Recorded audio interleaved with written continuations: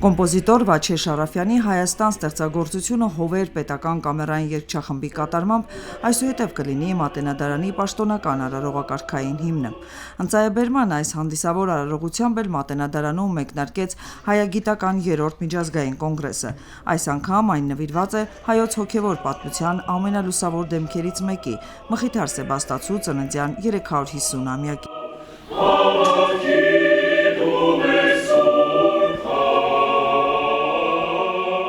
Դեռ կենդանության օրոք Մխիթար Սեբաստացուն մեծարել են, կոչելով երկրորդ լուսավորիչ, երկրորդ Մաշտոց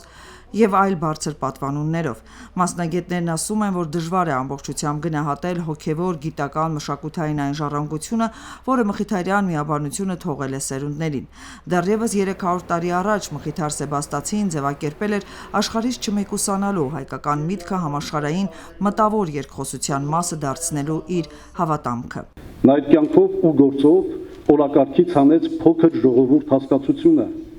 հաստատեց այն ճշմարտությունը, որ ժողովուրդները չափվում են աշխարհի մտավոր փոխակերպումներում իրենց մասնակցության և ներկայության ծավալով։ Իր լայնահուն աշխարհայացքով ու մտահորիզոնով է նախ և առաջ ուղենիշ Մխիթար Սեբաստացին։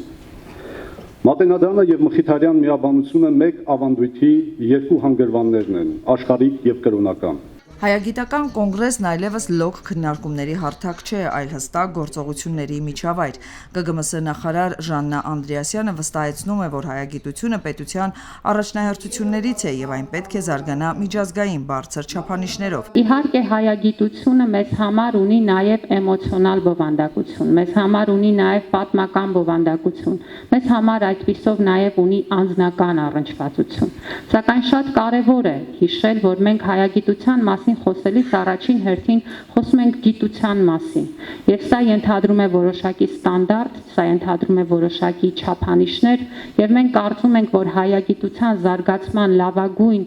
ուղղվածությունը պետք է լինի ամենաբարձր ստանդարտներով գիտական հետազոտության իրականացումը։ Պատահական չէ, որ հայագիտական այս խոշոր համաժողովում առանցքային է Իտալիայի դերը։ Ավելի քան 3 դար այս երկիրը եղել է հայ մտքի եվրոպական հանգրվանը։ Հայաստանում Իտալիայի դեսպանը փաստում է, Վենետիկում է պահվում հայկական ձեռագրերի աշխարհում երկրորդ ամենամեծ հավաքածուն։ I'm very proud. Վենետիկն ու Իտալիան դարձել են հայկական մշակութային ժառանգության պահպանման մայր հարթակներից մեկը։ Մատենադարանից հետո հայկական ձեռագրերի ու գրքերի ամենամեծ հավաքածուն պահվում է Սուրբ Ղազար կղզում։ Այսօր Իտալիայի 5 համալսարաններում ակտիվ առաջ է տարվում հայագիտությունը։ Սա ապացուցում է, որ գիտելիքն ու մշակույթը չեն մնում մեկուսացած, այլ փոխանցվում են ու հարստացնում մարդկությանը։ Խոսքից գործին անցնելու լավագույն ապացույցը Սուրբ Ղազար կղզում կատարված աշխատանքներն են, ասում է Մատենադարանի փոխտնօրեն Վահե Թորոսյանը։ Վենետիկում արդեն ձեռագրերի թվայնացման համակարգ է գործի դրվել, իսկ օրերս ավարտվել է խոշոր հետազոտական մի առաքելություն։ Մատենադարանի պատվիրակությունը տնօրենի գլխավորությամբ եւ մեր վերականգնողներին ուրեմն ուղեկցեց Վենետիկ, որտեղ հուլիսի 9-ից մինչև 19-ը 10 օր շարունակ մշտադիտարկման ենթարկվեցին շուրջ 500 ձեռագիր մատյաններ։ Յուրաքանչյուրին խնդիրները, նախանշվեցին անելիքները եւ ուրախ եմ հայտնելու, որ այդ առաքելությունը լինելու է շարունակական։ Կոնգրեսի շրջանակում ներկայացված է բացառիկ մի ցուցադրություն։ Այստեղ Մխիթար Սեբաստացու եւ նրա աշակերտների կոթողային աշխատություններն են։ Առաջին անգամ ցուցադրվում է մխիթարյանների ստեղծած քրիստոնեական խաղը։ Այս խաղը, որ ինչպես ներկայացված է քրիստոնեականին մաս կազմող այս խաղի քարտեզն է, որ աշակերտները խմբային խաղ է, որ բոլորը միասին կարող են խաղալ, զարը նետելով, թիվը, որ ինչ թիվ որ հասնելու է գումարներով, իրենք հասնում էին իրենց կետին եւ յուրաքանչյուր իրենցից պիտի կարողանար բացատրել մեկներ, ինչ էր այդ մեկը, ինչպես, ինչի համար եւ այդպիսով զարգացում էր իսկապես